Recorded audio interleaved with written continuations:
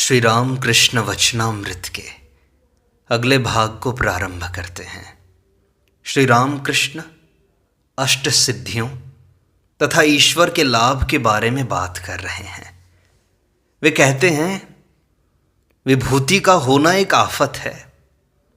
तोतापुरी ने मुझे सिखलाया, एक सिद्ध समुद्र के तट पर बैठा हुआ था। उसी समय एक तूफान आया। तूफान से कष्ट होने का भय हुआ। उसने कहा, तूफान रुक जा। उसकी बात झूठ होने की नहीं थी। तूफान रुक गया। उधर एक जहाज जा रहा था, उसमें पाल लगा हुआ था। तूफान ज्यों ही एकाएक रुक गया कि जहाज डूब गया। जहाज भर के आदमी उसी के साथ डूब गए। अब इतने आदमियों के मरने से जो पाप होने को था, सब उसी को हुआ। उसी पाप से उसकी विभूति भी चली गई और उसे नरक भी जाना पड़ा। एक साधु के पास बहुत सी विभूतियां हुई थी और उनका उसे अहंकार भी था, परंतु था वह कुछ अच्छा आदमी। उसमें तपस्या भी थी। भगवान छद्म वेश धारण कर एक दिन साधु के पास आए। आकर कहा, महाराज, सुना है आपके पास बड़ी सिद्धियां हैं। साधु ने उनकी खातिर करके बैठाया। उसी समय एक हाथी उधर से जा रहा था। तब छद्म वेशधारी साधु ने कहा, अच्छा महाराज, आप चाहें तो क्या इस हाथी को मार सकते हैं? साधु ने कहा, हाँ, क्यों नहीं। यह कहकर साधु ने धूल पड़कर हाथी पर ज्यों ही छोड़ी कि वह छटपटाकर मर गया। तब जो साधु आया था उसने कहा, वाह, आप में तो बड़ी शक्ति है, हाथी को आपने मार डाला। वह साधु हंसने लगा। तब नए साधु ने कहा, अच्छा, इसे आप अब जिला सकते हैं? उसने कहा, हाँ, ऐसा भी हो सकता है। यह कहकर ज्यों ही धूल पड़कर उसने हाथी पर छोड़ी कि हाथी तुरंत उठकर खड़ा हो गया। तब इस साधु ने कहा, आप में बड़ी शक्ति है, परंतु एक बात मैं आपसे पूछता हूं। आपने हाथी को मारा, फिर से जिला दिया, इससे आपका क्या हुआ? आपकी अपनी उन्नति क्या हुई? इससे क्या आप ईश्वर को पा गए? यह कहकर वह साधु अंतर्धान हो गए। धर्म की गति बड़ी सूक्ष्म है। जरा सी कामना रहने पर भी कोई ईश्वर को पा नहीं सकता। सुई के भीतर सूत को जाना है। जरा सा रोंवा भी बाहर रह गया तो फिर नहीं जा सकता। कृष्ण ने अर्जुन से कहा था, भाई, मुझे अगर पाना चाहते हो तो समझ लो कि 8 सिद्धियों में एक भी सिद्धि के रहते मैं नहीं मिलता। एक बाबू आया था, वह कंजा था। उसने कहा, आप परमहंस हैं तो अच्छा है, परंतु जरा आपको मेरे लिए स्वस्थयन करना होगा। कितनी नीच बुद्धि है। परमहंस कहता है और फिर अपना स्वस्थयन भी कराना चाहता है। स्वस्थयन करके अमंगल बाधा दूर कर देना विभूति का प्रयोग दिखलाना है। अहंकार से ईश्वर की प्राप्ति नहीं होती। अहंकार कैसा है जानते हो? जैसे ऊंची जमीन, वहां बरसात का पानी नहीं ठहरता, बह जाता है। नीची जमीन में पानी जमता है और अंकुर उगते हैं, फिर पेड़ होते हैं और फल लगते हैं। इसीलिए हाजरा से कहता हूं कि मैं ही समझता हूं और सब मूर्ख हैं। ऐसी बुद्धि न लाया करो। सबको प्यार करना चाहिए, कोई दूसरा नहीं है। सर्वभूतों में परमात्मा का ही वास है। उन्हें छोड़ किसी भी वस्तु का अस्तित्व नहीं है। प्रहलाद से श्री ठाकुर जी ने कहा, तुम वरदान ले लो। प्रहलाद ने कहा, आपके दर्शन हो गए, मुझे और तो कुछ न चाहिए। श्री ठाकुर जी ने न छोड़ा। तब प्रहलाद ने कहा, अगर वर दोगे तो यही वर दो, मुझे जिन लोगों ने कष्ट दिया है उनका अपराध न हो। इसका अर्थ यह है कि ईश्वर ने एक रूप से कष्ट दिया है। उन आदमियों को यदि कष्ट हो तो वह ईश्वर को ही कष्ट मिलता है ये जाने रहना। श्रीमती राधिका को प्रेमोन्माद था और भक्ति का उन्माद भी है, जैसे हनुमान को हुआ था। सीता जी को अग्नि में प्रवेश करते हुए देखकर वे रामचंद्र को मारने चले थे। एक और ज्ञानोन्माद था। एक ज्ञानी को मैंने पागल की तरह देखा था। काली मंदिर की प्रतिष्ठा के कुछ ही समय बाद की बात है। लोगों ने कहा वह राम मोहन राय की ब्रह्म सभा का एक आदमी था। एक पैर में फटा जूता था, हाथ में बांस की पतली छड़ी और एक हंडी और आम का पौधा। गंगा जी में उसने डुबकी लगाई, फिर काली मंदिर में गया। हलधारी उस समय काली मंदिर में बैठा था। वह मस्त होकर स्तव पाठ करने लगा, क्षोम क्षोम खट्वांग धारिणी आदि। कुत्ते के पास पहुंचकर उसने उसके कान पकड़ उसका झूठा खाया। कुत्ते ने कुछ भी न किया। मेरी भी उस समय यही अवस्था हो चली थी। मैं हृदय के गले से लिपटकर कहने लगा, क्यों रे हृदय, क्या मेरी भी यही दशा होगी? मेरी उन्माद अवस्था थी। नारायण शास्त्री ने आकर देखा, कंधे पर एक बांस रखकर टहल रहा था। तब उसने आदमियों से कहा, अरे इसे तो उन्माद हो गया है। उस अवस्था में जाति का कोई विचार नहीं रहता था। एक आदमी नीच जाति का था, मैं उसमें भी कोई भेदभाव न देखता था।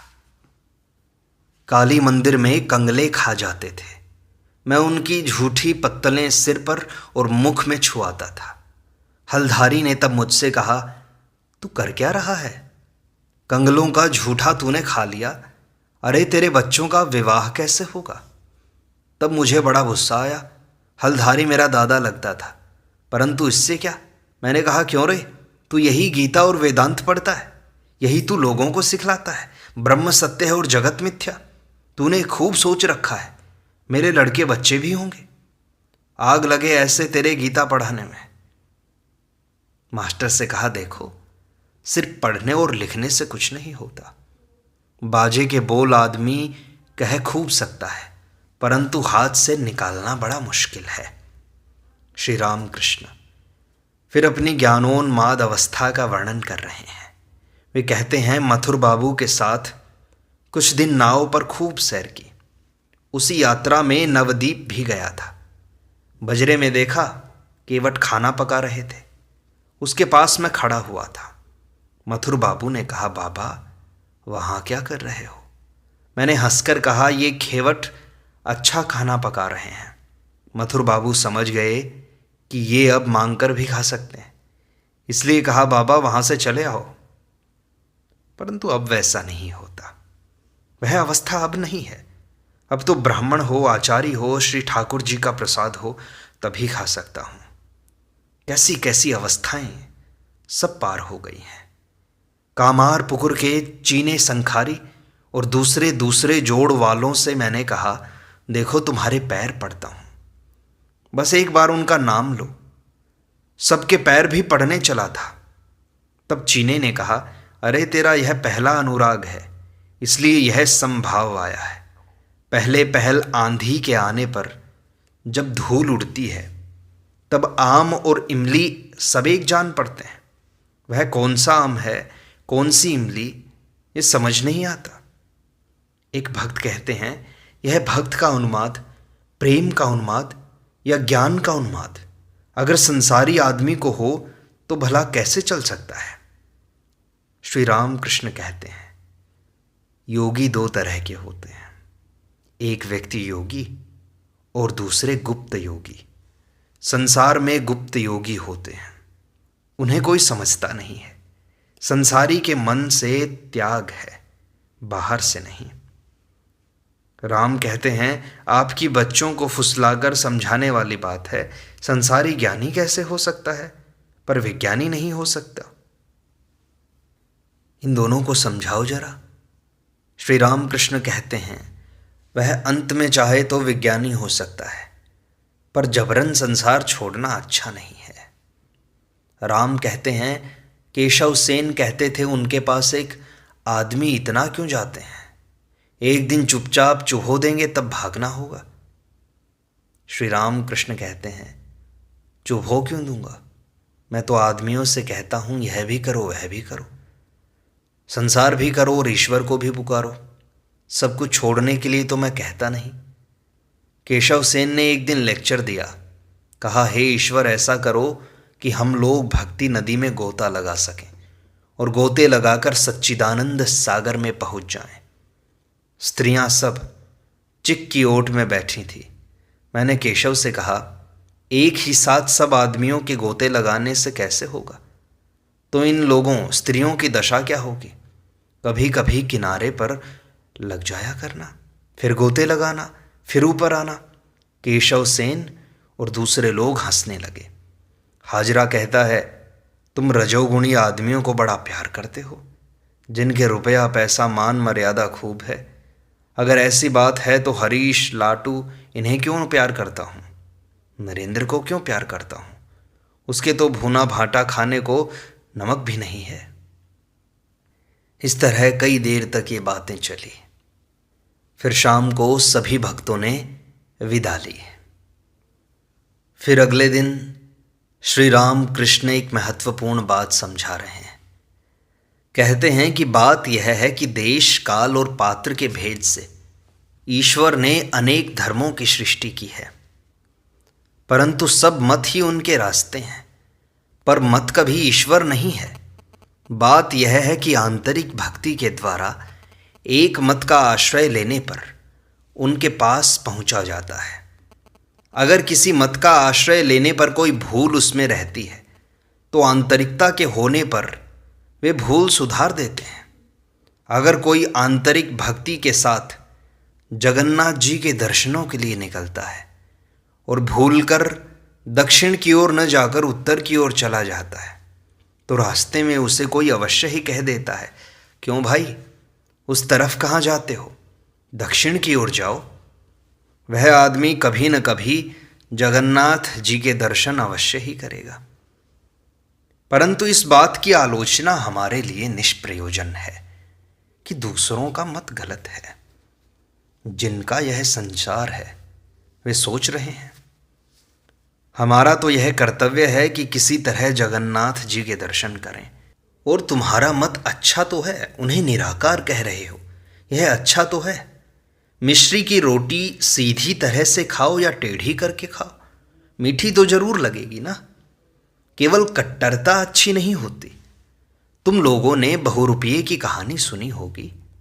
आदमी ने जंगल में जाकर पेड़ पर एक गिरगिट देखा। मित्रों के पास लौटकर उसने कहा, मैंने एक लाल गिरगिट देखा। उसको विश्वास था कि वह बिल्कुल लाल है। एक आदमी और उस पेड़ के नीचे से लौटकर आया। उसने कहा, मैं एक हरा गिरगिट देखकर आया हूं। उसका विश्वास था कि वो बिल्कुल हरा है। परंतु जो मनुष्य उस पेड़ के नीचे रहता था उसने आकर कहा, तुम लोग जो कुछ कहते हो सब ठीक है, क्योंकि वह कभी लाल होता है, कभी पीला, और कभी उसमें कोई रंग नहीं रह जाता। वेदों में ईश्वर को निर्गुण सगुण दोनों कहा है। तुम लोग केवल निराकार कह रहे हो, यह एक खास ढर्रे का है, परंतु इससे कोई हर्ज नहीं। एक का यथार्थ ज्ञान हो जाए तो दूसरे का भी हो जाता है। वे ही समझा देते हैं। तुम्हारे यहाँ जो आता है वह इन्हें भी पहचानता है और उन्हें भी पहचानता है। एक गृहस्थ ब्रह्म भक्त श्री राम कृष्ण के पास आते हैं। वे कहते हैं, महाराज जी कुछ उपदेश दीजिए। श्री राम कृष्ण कहते हैं, यह ब्राह्मण समाज एक तरह से अच्छा है, इसमें राब भी है और शीरा भी। नक्श खेल जानते हो? 17 से अधिक होने पर बाजी बर्बाद हो जाती है। यह एक प्रकार का ताशों का खेल है। जो लोग 17 नुक्ताओं से कम में रह जाते हैं, जो लोग 5 में रहते हैं, 7 या 10 में, वे होशियार हैं। मैं अधिक चढ़कर जल गया हूं। केशव सेन ने घर में लेक्चर दिया था, मैंने सुना था। बहुत से आदमी बैठे थे, चिक के भीतर औरतें भी थी। केशव ने कहा, हे ईश्वर, तुम आशीर्वाद दो कि हम लोग भक्ति की नदी में बिल्कुल डूब जाएं। मैंने हंसकर केशव से कहा था कि भक्ति की नदी में अगर बिल्कुल ही डूब जाओगे तो चिक के भीतर जो बैठी हुई हैं उनकी दशा क्या होगी। इसलिए एक काम याद रखना, जब डूबना है तब कभी कभी तट पर लग जाया करना, बिल्कुल ही तल स्पर्श न कर लेना। यह बात सुनकर केशव तथा दूसरे लोग हंसने लगे। खैर, आंतरिकता के रहने पर संसार में भी ईश्वर की प्राप्ति हो सकती है। मैं और मेरा यही तो अज्ञान है। हे ईश्वर, तुम और तुम्हारा यह ज्ञान है। संसार में इस तरह रहो जैसे बड़े आदमियों के घर की दासी, सब काम करती है, बाबू के बच्चे की सेवा करके उसे बड़ा कर देती है, उसका नाम लेकर कहती है यह मेरा हरि है, परंतु मन ही मन खूब जानती है कि न यह मेरा घर है, न यह लड़का मेरा है। वह सब काम तो करती है परंतु उसका मन उसके देश में लगा रहता है। उसी तरह संसार का सब काम करो परंतु मन ईश्वर पर रखो और समझो कि घर, परिवार, पुत्र सब ईश्वर के हैं। मेरा यहाँ कुछ भी नहीं है, मैं केवल उनका दास हूँ। मैं मन से त्याग करने के लिए कहता हूँ, संसार छोड़ने के लिए मैं नहीं कहता।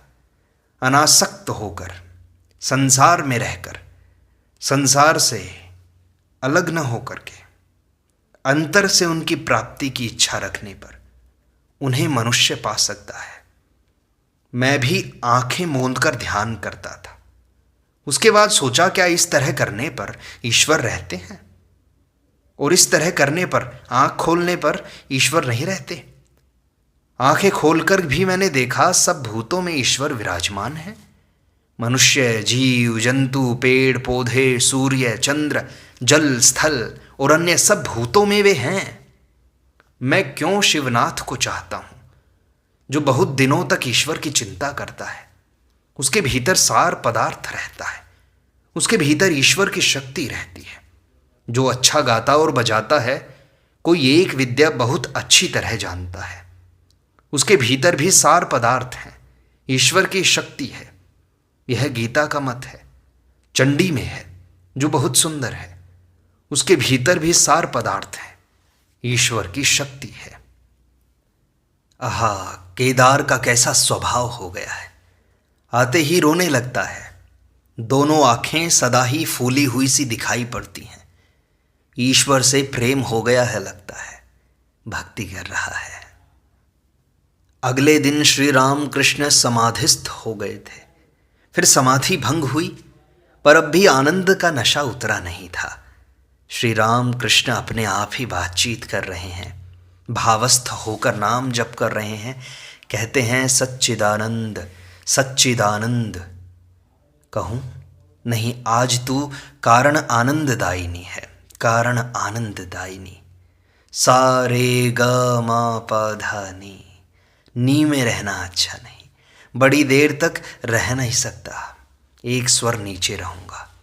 स्थूल, सूक्ष्म, कारण और महाकारण।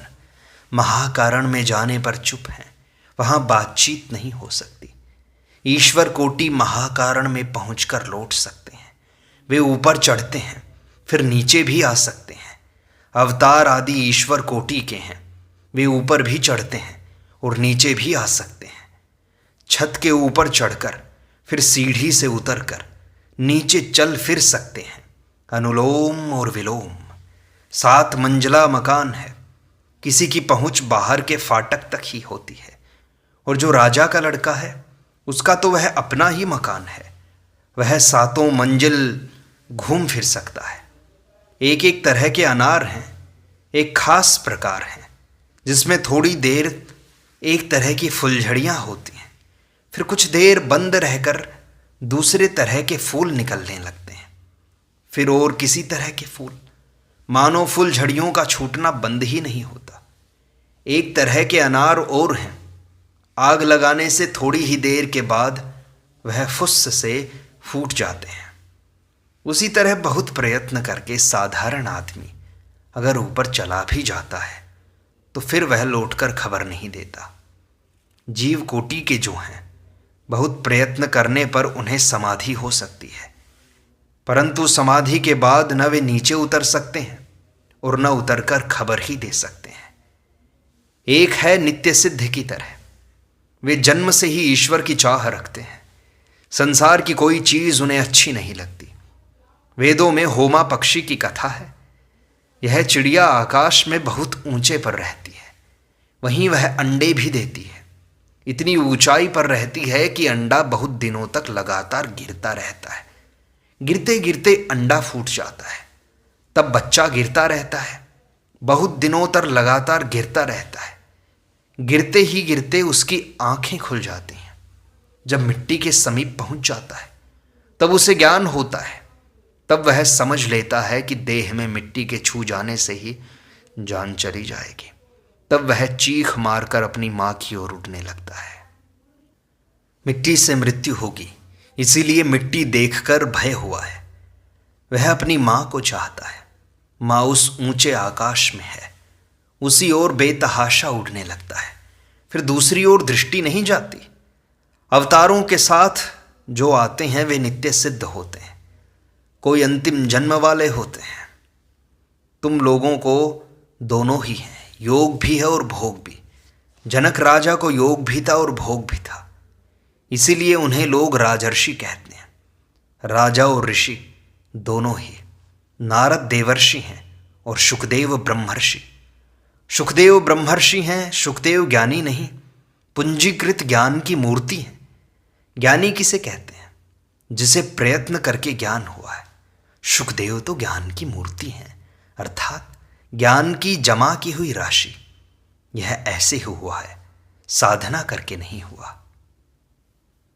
वे तो नित्य सिद्ध हैं, नित्य सिद्ध हैं।